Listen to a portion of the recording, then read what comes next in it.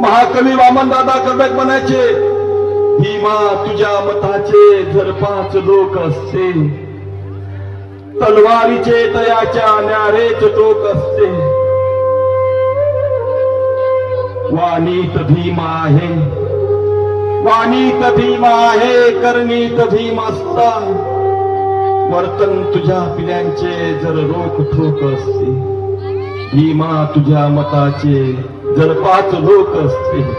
कुठे आहेत, कुठे आहेत ती आपल्यामधील भीमदार काळी? अरे कुठे आपल्यामधले क्रांतिकारी धाडस? कुठे आहे, कुठे आहे?